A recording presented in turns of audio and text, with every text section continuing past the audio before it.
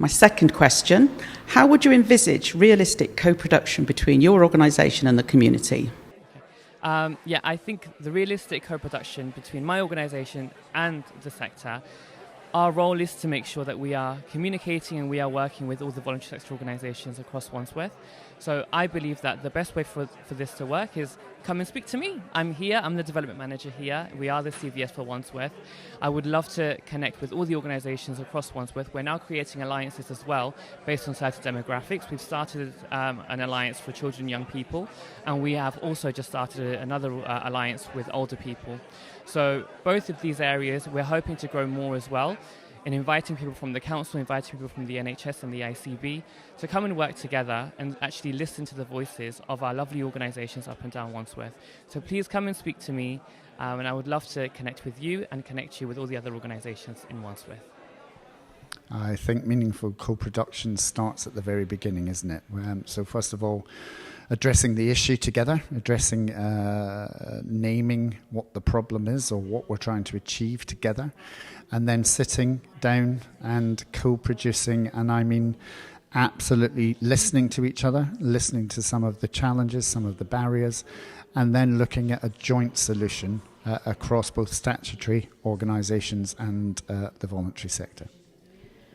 I feel that it is vital for my organisation to work with others in the patch within Battersea, and I think that this can be achieved through conversations, having the opportunities to get together, to meet, to know what is happening, what other organisations are doing, where the gaps are, and to really start idea thinking and thinking outside the box and not just doing what we've always done. So I think it starts with the change makers, the people who are able to have the good ideas and to really get working and working with the people on the ground. For me, that's the young people that we come into contact with every day. Our community is basically the Winstanley estate. 99% of our children are local. We want to work with other partners to improve the lives of families and children. We know that some of our children already attend some of the different clubs and the functions. We also know that social and emotional support for our children is one of the key ways that we can support them, and working with partners and working together will help us achieve that.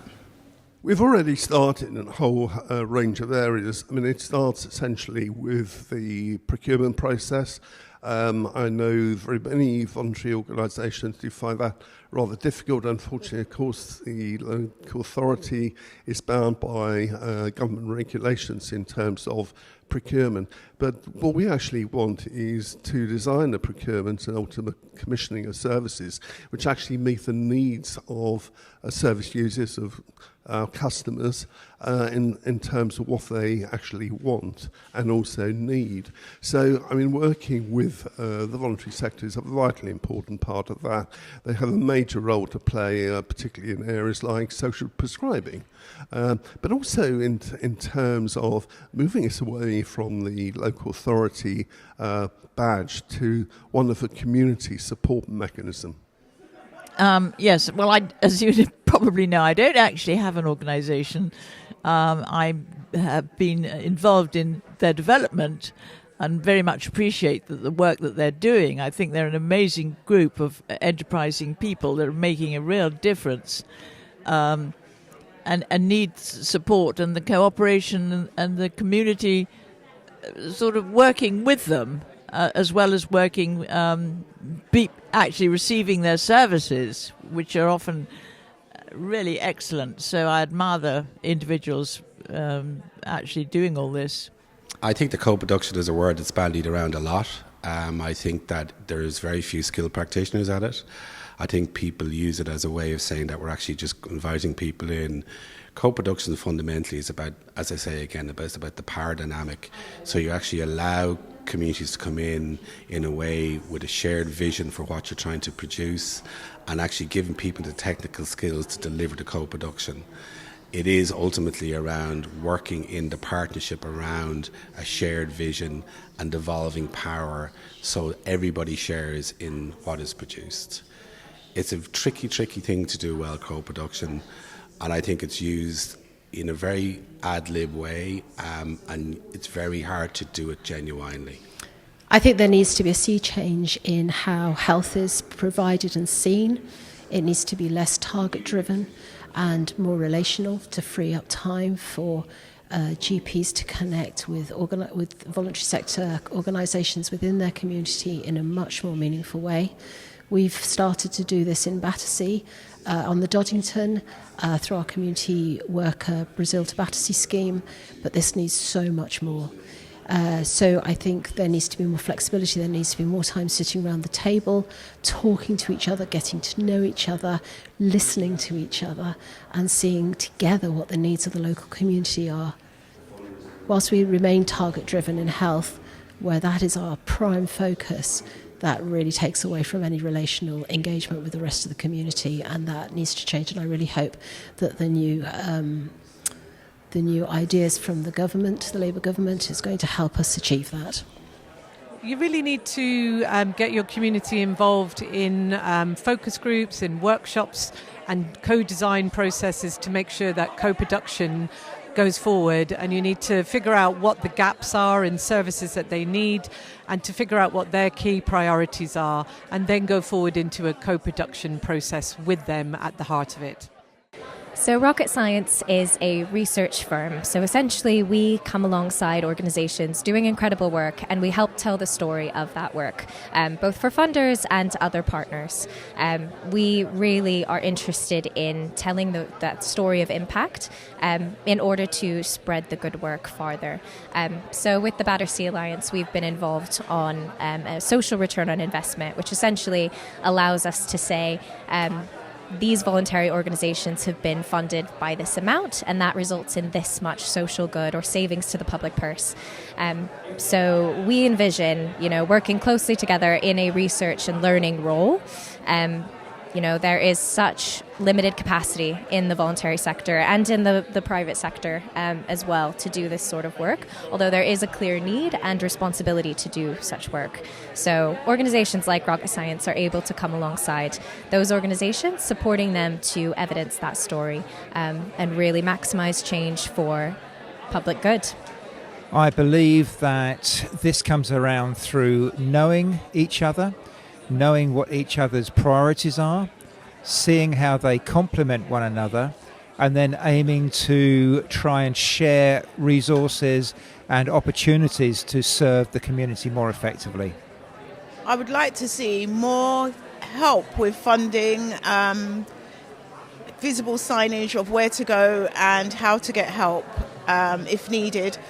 In the voluntary sector, because you're not working and it is voluntary, it's so hard to stay focused and stay committed when you feel like there's no end to you trying to find the resources that you need.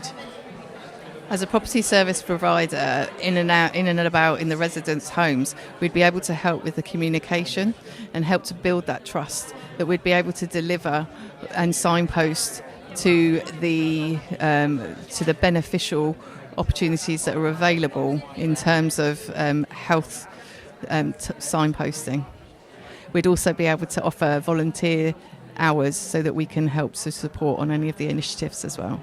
I'd envisage co-production with the community to be similar to what it is at the moment, because our main target group, our main staff grouping is from our target group, so we employ within our community. So it will be doing more of employment from people within the community, it will be holding more forums, it will be responding to the needs that the community rises, and I suppose essentially it will be being needs focused and needs driven more than funding focused and funding driven.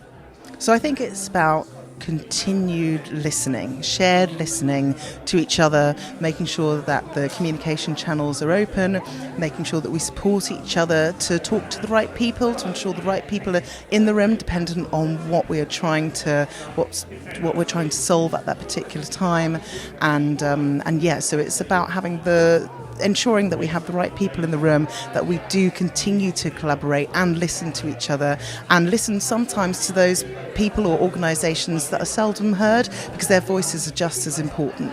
And together then we can strategically drive things forward with a common voice and a common understanding of what we're trying to achieve and how we're trying to get there. My organisation works with adults with learning disabilities and autism, and they're often people whose voices are really not heard, or not even often opinions even really asked about. So I think we've got quite a long way to go. Often community organisations or statutory organisations don't even really begin to know where to start in terms of having the right tools, both the technical skills and also just like the will and the kind of the emotional intelligence to know where to begin. I think with regard, so the need for us would be to make sure that there are people who are able to communicate effectively with some of our students or service users, that have the actual materials you need, the communication aids, etc., to kind of really make sure that opinions can really be brought out, but also like the patience and the knowledge to know that sometimes for people we work with, the answer isn't always going to be really forthcoming. You need to do a lot of work in terms of being help bring people's opinions to the fore, and not just always make sure they don't always just have to say what they think you want to hear, but actually to get to the nub of the problem. So I think for our community, there's quite a lot of challenges, but that just means that we need to be better at knowing that those challenges can be met rather than just kind of writing them off, which I think has happened quite a lot in the past. Well, I think I see co-production as the opportunity to have real conversation at a kind of ground zero level. So once you've identified, okay, what are some of the issues that we want to see change being made, who actually needs to be around the table and having that conversation.